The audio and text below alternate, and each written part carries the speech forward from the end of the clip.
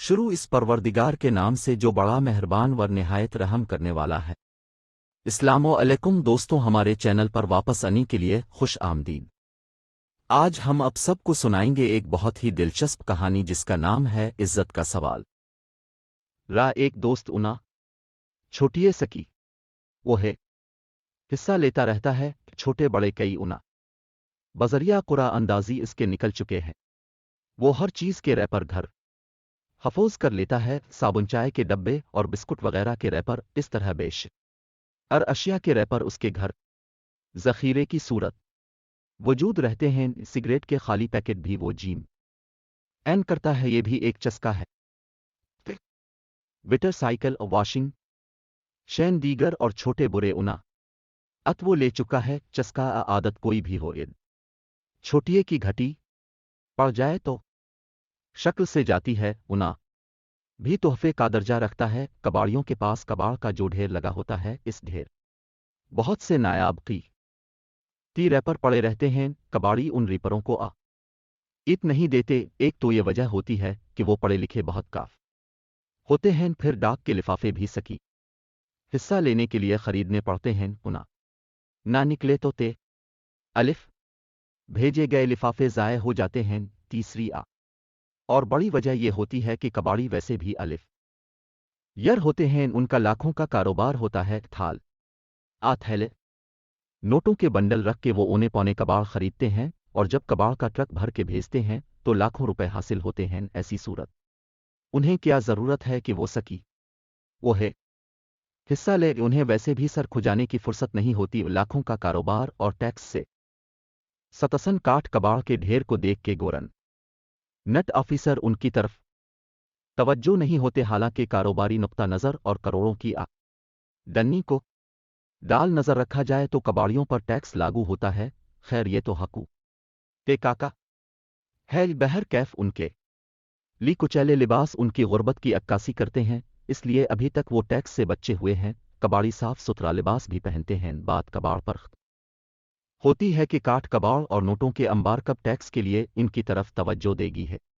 अरी सरकार, एक रोज विस बड़ा सुहाना था। ठंडी ठंडी हुआ चल रही थी और दोस्त एक सड़क के किनारे तरगश्त करते हुए शेर के अंदाज चले जा रहे थे। चौक बाजार से पहले दुकानों का सिलसिला शुरू हुआ तो चंद कबाड़ियों के अड्डे नजर आए। सड़क के एक तरफ 2 कबाड़ियों के गुदा थे, दूसरी तरफ 3 अड्डे थे। काट कबाड़ का व्यापार जारी था। छान बोरा रद्दी कागज लेने वाले चंद ठेलाबान कबाड़ तोल रहे थे। कबाड़ी कुर्सियों पर बिराज उन तो ले गए सा उनका हिसाब करके रुकू अदा कर रहे थे। एक जगह कबाड़ का बड़ा सा ढेर पड़ा था, इसके ऊपर अरूफ काफ पन्नी का चाय का खाली डब्बा पड़ा था, बिल्कुल नवा निकोर फर्श जिसकी गालिबन रुपी थी। इस तरह के नए रैपर दोस्त के लिए किसी ना से काफ नहीं होते थे।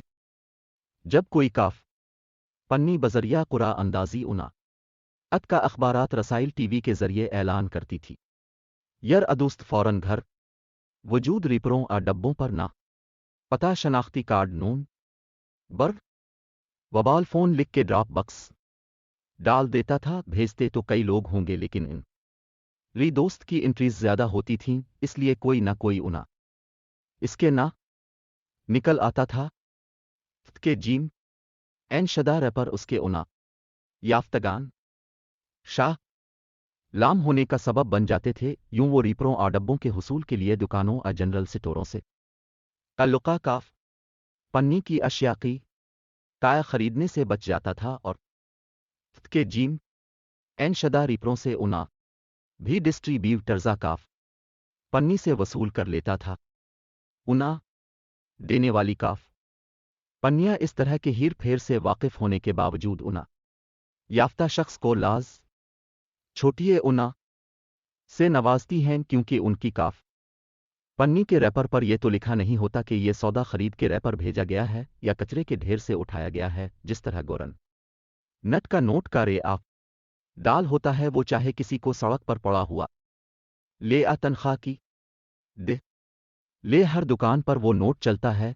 इसी तरह हर काफ पन्नी का रैपर भी सतनद होता है। अब दुकान से الخرید کے خالی ریپر بھیجیں یا کچرے کے ڈھیر سے اٹھائیں ریپر کٹا پھٹا اور شکوک یلا کچیلا نہ ہو تو آپ کی انٹری قابل قبول ورنہ ساری نت فضول ری دوست کی طرح ہزاروں لوگ کے ریپر اور ساشے بھیج کے انا لے لیتے ہیں اوا کہ اس دیدہ دلیری اور ہیرا پھیری پر الف بے کئی کاف پنیاں ہوشیار ہو گئی ہیں اب اتونے ال پر ستارے کا نشان بن کے وہ یہ شرط رکھتے ہیں کہ سنہری ستارے والا ریپر فوری بھیجیں اور قرآ اندازی کے ذریعے لاکھوں کے انا حاصل کریں یا پھر ڈبے کوپن ڈالا جاتا ہے ڈبہ کھول کے کوپن نکالی اور نہ پتہ شناختی کارڈ نون بر لکھ کے پی اور بکس نون بر پر بھیج دیں یا ڈسٹریبیوٹر کے پاس کوپن جین این کرائیں اس سکی سے ری دوست جیسے